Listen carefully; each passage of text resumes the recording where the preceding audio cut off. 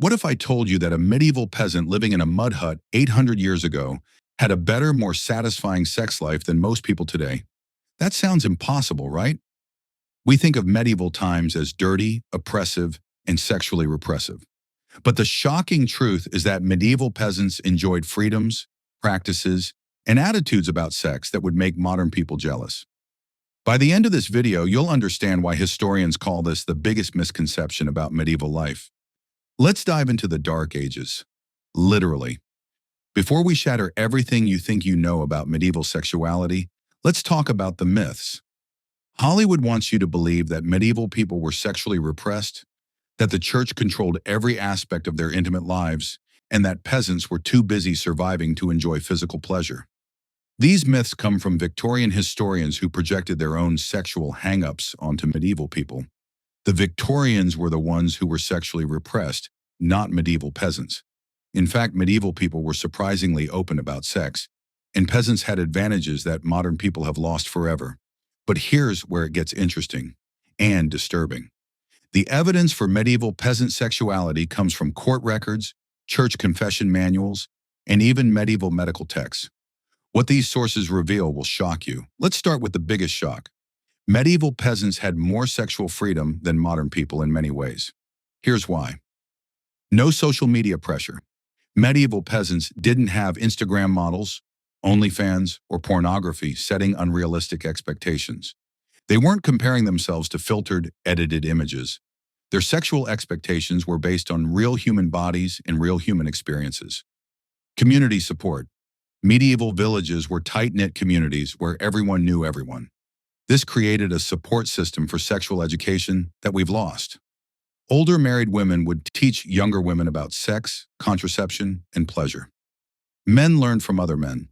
There was no shame in asking questions. Seasonal sexuality. Medieval peasants lived according to natural rhythms. They had more sex during winter months when farm work was lighter. Spring was known as the season of love, and medieval records show birth rates spiking 9 months after spring festivals. Marriage flexibility. Here's something that will surprise you. Medieval peasants had more flexibility in choosing partners than most people realize. While noble marriages were arranged, peasant marriages were often based on attraction and compatibility. But the most shocking part? Medieval peasants had better work-life balance than modern people. During winter months, they worked maybe 4 to 5 hours a day. The rest of the time, they were free to focus on relationships, family, and yes, sex. Now you're probably thinking, but what about the church? Wasn't medieval Christianity sexually repressive? This is where the story gets really interesting. The church's real position. Medieval church documents reveal that priests were actually more concerned with sexual violence and exploitation than with consensual pleasure between married couples. Church manuals for priests include detailed discussions about sexual positions, timing, and even female pleasure, topics that would make modern religious leaders blush. Confession records. Medieval confession records show that priests were dealing with the same sexual issues people face today: adultery, premarital sex, and unusual desires. But the punishments were often surprisingly mild. A typical penance for adultery might be fasting for a few days or saying extra prayers. Church festivals. Medieval Christianity incorporated many pagan fertility festivals. May Day celebrations included explicit sexual imagery and public displays of fertility. The church didn't ban these, they adapted them. Even inside churches, you can find medieval stone carvings depicting sexual acts that would be considered pornographic today. Marriage doctrine. The church actually defended sexual pleasure within marriage. Medieval theologians argued that God created sexual pleasure for a reason, and that denying it to your spouse was sinful. This was radical thinking for the time. But here's the kicker. Medieval people were having sex in ways that would shock modern Christians. Church records describe practices and positions that were considered normal then, but would be considered sinful by many religious people today. Medieval contraception and sexual health. Medieval peasants had access to contraception and sexual health practices that were surprisingly effective. This is where the story gets really fascinating. Herbal contraception. Medieval women used herbs like pennyroyal, silphium, and rue to prevent pregnancy. These weren't just folk remedies. Modern science has proven that many of these herbs actually work. Some were so effective that they were harvested to extinction. Barrier methods. Medieval people used animal intestines, leather, and even linen as barrier contraception. These were crude but somewhat effective. More importantly, they show that medieval people understood the connection between sex and pregnancy and actively worked to control it. Sexual health. Medieval medical texts describe treatments for sexually transmitted infections, sexual dysfunction, and fertility issues. These treatments were often more effective than anything available until the modern era. Abortion practices.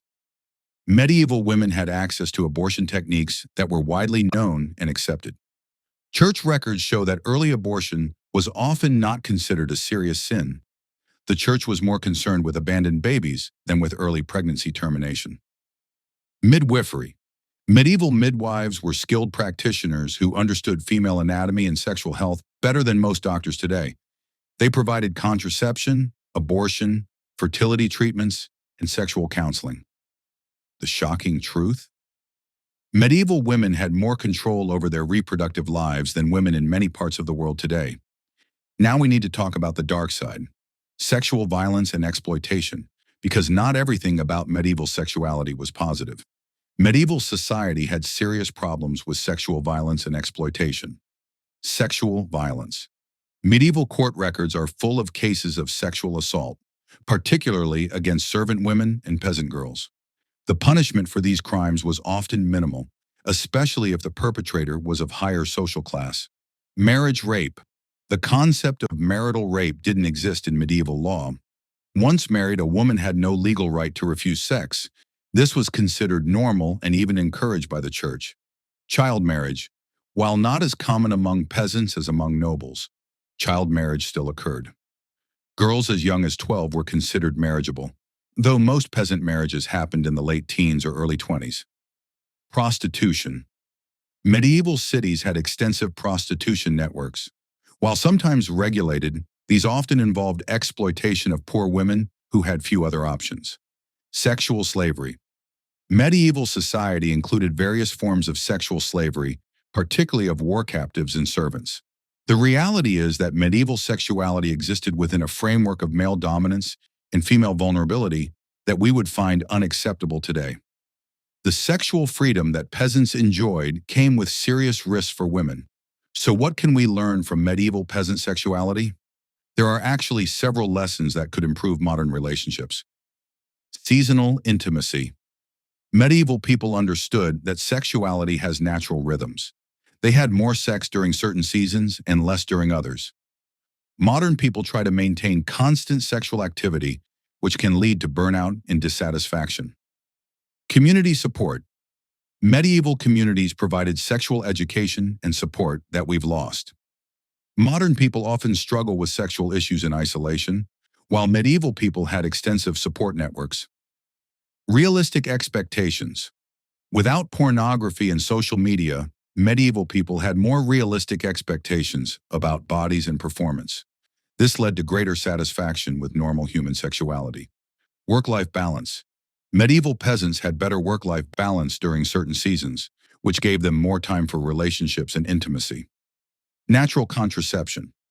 While modern contraception is more effective, medieval herbal methods were often safer and had fewer side effects than modern hormonal methods. Acceptance of sexuality. Medieval people were more accepting of sexuality as a natural part of life, while modern people often struggle with shame and guilt around sex. But here's the most important lesson. Medieval people understood that sexuality was just one part of a complete life. They didn't obsess over it the way modern people do, but they also didn't suppress it the way we imagine they did. How do we know all this? The evidence comes from sources that survived 800 plus years. Court records. Medieval court documents contain thousands of cases involving sexual crimes, disputes, and regulations. These provide detailed insights into actual sexual practices and attitudes. Medical texts. Medieval medical manuscripts include detailed descriptions of sexual anatomy, practices, and treatments. These texts were written by practitioners who dealt with real sexual health issues. Church records, confession manuals, penitentials, and ecclesiastical court records show what sexual practices were common and how they were regulated. Literature, medieval literature from courtly romances to bawdy fabliaux, reveals attitudes about sexuality that were far more complex than we imagine. Archaeological evidence. Archaeological finds include contraceptive devices, sexual imagery, and medical instruments that confirm written accounts. Artistic evidence. Medieval art, including church decorations, manuscripts, and sculptures, contains explicit sexual imagery that shows medieval attitudes towards sexuality. The evidence is overwhelming. Medieval peasants had complex, nuanced attitudes towards sexuality that challenge every stereotype about the Dark Ages.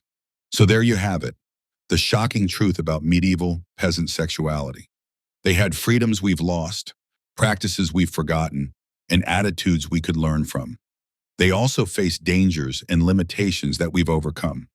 The real lesson isn't that medieval life was better, it's that human sexuality is complex and that every era has its own advantages and disadvantages.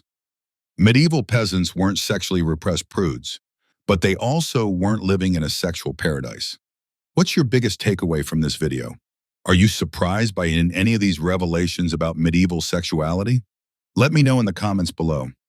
And if you want to learn more shocking truths about medieval life, check out my video about how medieval people they actually bathed. It's not what you think. Don't forget to like and subscribe for more content that challenges everything you think you know about history. Thanks for watching, and I'll see you in the next video where we'll explore another shocking aspect of medieval life that Hollywood gets completely wrong.